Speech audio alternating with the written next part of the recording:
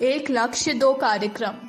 आत्म कल्याण और युग निर्माण के जिन दो कार्यक्रमों को लेकर हम लोग अग्रसर हुए हैं, वे देखने से दो प्रतीत होते हुए भी वस्तुतः एक ही हैं।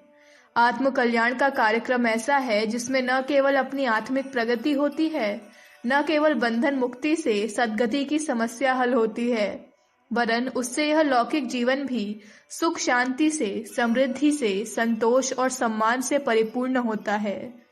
चूंकि हर व्यक्ति दूसरे अनेकों के साथ सामाजिक, आर्थिक, आत्मिक कारणों से संबंधित होता है, इसलिए उसकी हर बुरी भली प्रक्रिया का असर भी अन्य अनेकों पर पड़ता है। एक व्यक्ति यदि आतंकवादी, आतताई, उपद्रव कर बैठे तो उससे उस अकेले की ही नहीं, उस घटना से संबंधित अन्य अनेकों व्यक्तियों की शांति नष्ट होती है। इसी प्रकार कोई व्यक्ति यदि अपने जीवन को धार्मिक, आदर्शवादी, सन्मार्गगामी, श्रेष्ठ एवं उत्कृष्ट बना लेता है, तो उसका प्रत्यक्ष एवं परोक्ष प्रभाव दूसरे अनेकों पर पड़ता है। इस प्रकार आत्मनिर्माण के साथ साथ युग निर्माण का कार्य भी अपने आप चल पड़ता है। दुनिया कैसे बदलेगी? हम दुनिया को बदलने की बात सोचते रहते हैं, चाहते हैं कि संसार में से बुराई घटे और अच्छाई फैले। इस कार्य की पूर्ति के लिए आमतौर से सभा सम्मेलन करने की, प्रवचन व्याख्यान करने की, लेख लिखने और अखबार छापने की बात सोची जाती है। कुछ प्रचारात्मक, प्रदर्शनात्मक कार्यक्रम भी बनते हैं। प्रतियोगिताएं, जुलूस, प्रदर्शनी आदि के आयोजन होते हैं और बात इतने तक ही समाप्त हो जाती है। यह कार्यक्रम बहुत दिन से चलते आ रहे हैं। इनका थोड़ा सा असर भी होता है, पर चिर प्रयत्नों के बावजूद वह लक्ष्य अभी भी बहुत दूर दिखाई पड़ता है जिसके लिए यह सब किया गया होता है। कारण एक ही है कि लोगों की पैनी दृष्टि इन सुधारात्मक काम करने वालों के व्यक्तिगत जीवन पर जा टिकती है। वे यह जानना चाहते हैं कि यदि यह प्रचार वस्तुतः अच्छा और सच्चा है तो इसके संयोजकों ने, प्रचारकों ने अपने जीवन में उतारा ही होगा। लाभदायक उत्तम बात का लाभ कोई स्वयं ही अपनाने के लाभ से वंचित क्यों रहेगा? जनता की यह कसौटी सर्वथा उचित भी है। धर्म और सत्य के मार्ग पर चलना कष्ट साध्य है। लाभ तो है पर तुरंत नहीं, विलंब से वह मिलता है। इसके विपरीत अनैतिक कार्यों का अंतिम परिणाम दुखद भले ही हो, तुरंत तो लाभ रहता ही है। इस तुरंत के लाभ को छोड़कर तुरंत कष्ट साध्य प्रक्रिया में पड़ने के लिए लोग तभी तैयार हो सकते हैं जब उन्हें यह विश्वास हो जाए कि धर्म प्रचारक लोग उन्हें बहका तो नहीं रहे हैं। यदि उन्हें संदेह हो गया कि धर्म प्रचार का आडंबर सस्ती वाहवाही लूटने और किसी स्वार्थ साधन के लिए किया जा रहा है, तो लोग धर्म कर्म की बातों को सुन तो लेते हैं पर उन्हें अपनाने के लिए तैयार नहीं होते। प्रचार की बड़ी बड़ी स्कीमें इसी चट्टान से टकरा कर टूट जाती हैं। आज अगणित सुधारवादी संस्थाएं प्रचुर जनशक्ति और धन शक्ति लगाकर मनुष्य को अच्छा मनुष्य बनाने का आंदोलन कर रही हैं, पर हम देखते हैं कि वह सब निष्फल ही जा रहा है। स्थिति बद से बदतर होती चली जा रही है। सक्रिय शिक्षा की सार्थकता। बुराइयां दिन दिन बढ़ती चली जा रही हैं। इसका कारण एक ही है कि बुरे लोग अपने व्यवहारिक जीवन में उन बुराइयों को धारण कर लोगों पर यह प्रभाव डालते हैं कि इन कार्यों में उनकी पूरी और पक्की निष्ठा है। निष्ठा की भावना ही दूसरों को प्रभावित करती है। बुराइयां प्रचार की, विस्तार की, शिक्षण की, आंदोलन की कोई योजना कहीं से भी प्रसारित नहीं हो रही है। न उनके संवर्धन के लिए कोई संस्था संगठन ही काम करता है। फिर भी पाप प्रचार का इतनी तीव्रता से बढ़ने का कारण जहां मनुष्य की पतनोन्मुख स्वतः प्रवृत्ति है, वहीं आसपास के वातावरण में लोगों को वही सब करते हुए उसका प्रभाव भी एक बड़ा महत्वपूर्ण कारण है। सक्रिय शिक्षा को बढ़ाने के लिए दोहरा प्रयत्न आवश्यक है और मन की पतनोन्मुख पशु प्रवृत्ति को आत्मोत्कर्ष की ओर अभिमुख करने के लिए स्वाध्याय और सत्संग की व्यवस्था रहनी चाहिए। दूसरी ओर ऐसे अनुकरणीय आदर्श भी सामने रहने चाहिए जिन्हें देखकर लोग प्रकाश ग्रहण करें और उनके पद चिन्हों पर चलते हुए अपना लक्ष्य एवं कार्यक्रम निर्धारित करें। अध्यात्म के चार आधार। आत्म कल्याण का लक्ष्य पूरा करने के लिए आत्मनिर्माण का कार्यक्रम बनाना होगा, इसलिए भजन आवश्यक है। उपासना को पूरा स्थान देना होगा, पर केवल उसी तक सीमित रह जाने से लक्ष्य की प्राप्ति नहीं हो सकती। साधना, स्वाध्याय, संयम, सेवा, यह 4 कार्य मिलने से एक सर्वतोमुखी सर्वांगपूर्ण अध्यात्मवाद बनता है। जिस प्रकार दोनों हाथ और दोनों पैर ठीक होने से हमारी शारीरिक क्षमता ठीक कार्य करती है, उसी प्रकार इन चारों साधनों की समस्वरता से ही कोई व्यक्ति स्वस्थ अध्यात्मवादी बन सकता है।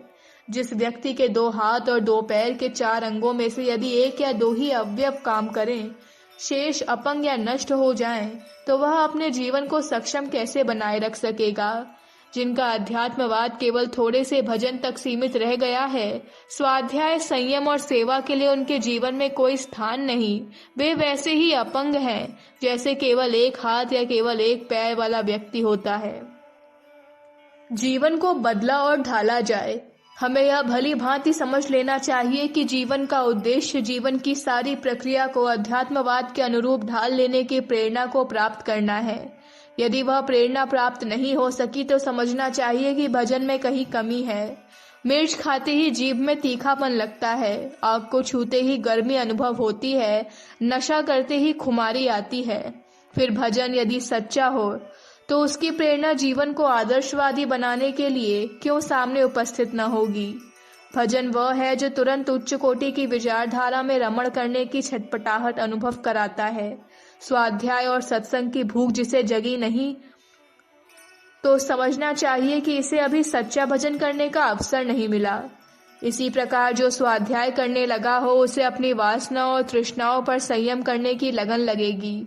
वह अपने जीवन को अस्त व्यस्त, अव्यवस्थित, अनुपयुक्त रीति से व्यतीत नहीं कर सकता। शरीर की आवश्यकताएं पूरी करने की तरह उसे आत्मा की आवश्यकताएं पूर्ण करने का महत्व समझ पड़ेगा और वह अपना सर्वस्व लौकिक लाभों के लिए ही उत्सर्ग न कर सकेगा, वरन पारलौकिक हित साधन के लिए अपनी शक्ति का एक अच्छा भाग लगाना आरंभ करेगा।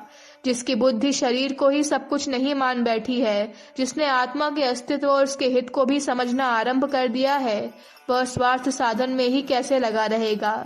सेवा के लिए उसके जीवन में कुछ भी स्थान न हो, ऐसा कैसे बन पड़ेगा। भजन शब्द संस्कृत की भज धातु से बना है, जिसका अर्थ होता है सेवा। जिसने भजन का मार्ग अपनाया, उसके हर कदम पर सेवा की प्रक्रिया सामने आवेगी। स्वाध्याय और संयम के परिणाम स्वरूप अंतःकरण का जिस प्रकार परिपाक होना है, उसमें सेवा अनिवार्य है। हर सच्चा अध्यात्मवादी सेवा भावी अवश्य होगा। जिसे सेवा में रुचि नहीं, वह भजनानंदी हो सकता है, अध्यात्मवादी नहीं। आज एकांगी संकुचित दृष्टि वाले भजनानंदी बहुत हैं, पर सर्वांगपूर्ण अध्यात्मवादी बनने का प्रयत्न कोई विरले ही करते हैं। यह मार्ग कष्ट साध्य है। लोग सस्ते नुस्खे ढूंढने लगे हैं। उनको यह भ्रम हो गया है कि घंटा आधा घंटा कुछ भजन पूजन करने मात्र से भगवान प्रसन्न होकर हमारा लोक परलोक संभाल देगा। यदि इतना ही सस्ता जीवन लक्ष्य रहा होता तो प्राचीन काल में किसी ऋषि मुनि ने, महात्मा धर्मात्मा ने त्याग और तप का कष्ट साध्य मार्ग न अपनाया होता। वे हमसे कम चतुर न थे। यदि सस्ते नुस्खे जीवन मुक्ति की, आत्मकल्याण की समस्या को हल करने में सफल रहे होते तो कोई भी समझदार आदमी आध्यात्मिक आदर्शों का जीवन बनाने की कष्ट साध्य प्रक्रिया को अपनाने के लिए कदापि तैयार न हुआ होता।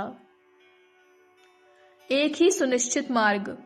आत्मकल्याण का उद्देश्य केवल वे ही पूर्ण कर सकते हैं जो अपने जीवन में अध्यात्मवाद की स्थापना करने के लिए उसी ढांचे में अपने को ढालने के लिए तैयार हैं। इसके अतिरिक्त और कोई मार्ग न प्राचीन काल में था, न अब है, न आगे होगा। सस्ते नुस्खे अपनाकर जो चुटकी बजाते मुक्ति मिलने, सद्गति होने एवं परमात्मा के मिलने की आशा लगाए बैठे हैं, उन्हें कल्पना जगत में नीचे उतरकर वास्तविकता को सुनना समझना पड़ेगा और सत्य और तथ्य को हृदयंगम करते हुए भजन को जीवन के कण कण में ओत प्रोत कर लेने का प्रयत्न करना होगा। हम देर तक धर्म विनोद के खेल खेलते नहीं रह सकते। जीवन का अंत निकट आता जा रहा है। यदि कुछ वास्तविक आध्यात्मिक कार्य हमसे न बन पड़ा तो फिर कुछ सत्परिणाम भी कहाँ से हाथ लगेगा। हम अपने जीवन को आध्यात्मिक आदर्शों के अनुकूल ढालने का प्रयत्न करें। हमारे विचारों और कार्यों में एक सुव्यवस्थित हेर फेर होना चाहिए, तभी तो अध्यात्म का सत्परिणाम सामने प्रस्तुत होगा। अपने को सुधारने और बनाने का कार्य हम जितनी तत्परता से करेंगे, उसी के अनुकूल निकटवर्ती वातावरण में सुधार एवं निर्माण का कार्य आरंभ हो जाएगा। प्रवचनों और लेखों की सीमित शक्ति से युग निर्माण का कार्य संपन्न हो सकना संभव नहीं। वह तो तभी होगा जब हम अपना निज का जीवन एक विशेष ढांचे में ढालकर लोगों को दिखाएंगे। प्राचीन काल के सभी धर्मोपदेशकों ने यही किया था। उन्होंने अपने तप और त्याग का अनुपम आदर्श उपस्थित करके लाखों करोड़ों अंतःकरणों को झकझोर डाला था और लोगों को अपने पीछे पीछे अनेक कष्ट उठाते हुए भी चले आने के लिए तत्पर कर लिया था। बुद्ध, महावीर, दयानंद, गांधी, ईसा, सुकरात, अरस्तु आदि महापुरुषों के प्रवचन नहीं, उनके कार्य महत्वपूर्ण थे। जनता ने प्रकाश उनकी वाणी से नहीं, कृतियों से ग्रहण किया था। अपने सुधार में सबका सुधार, अपने सुधार में सबका सुधार समाया है। आत्मनिर्माण ही युग निर्माण है। संसार को बनाने का कार्य अपने को बनाने से आरंभ करना होगा। जमाना तब बदलेगा जब हम स्वयं बदलेंगे। युग निर्माण योजना का आरंभ दूसरों को उपदेश देने से नहीं, वरन अपने मन को समझाने से शुरू होगा। यदि हमारा अपना मन हमारी बात मानने को तैयार नहीं हो सकता, तो दूसरा कौन सुनेगा, कौन मानेगा।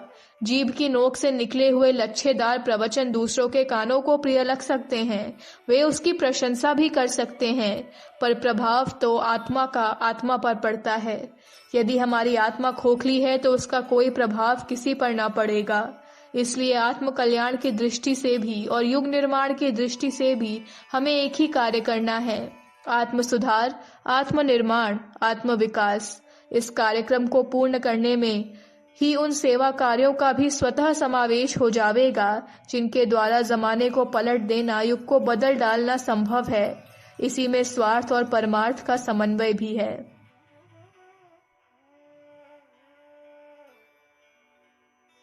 अखंड ज्योति, अप्रैल 1962, पृष्ठ संख्या 6, 7, 8, 9। हमारे YouTube चैनल विचार क्रांति दूत अखंड ज्योति पत्रिका को सब्सक्राइब करें एवं अगली वीडियोस प्राप्त करने के लिए बेल आइकन दबाएं। धन्यवाद।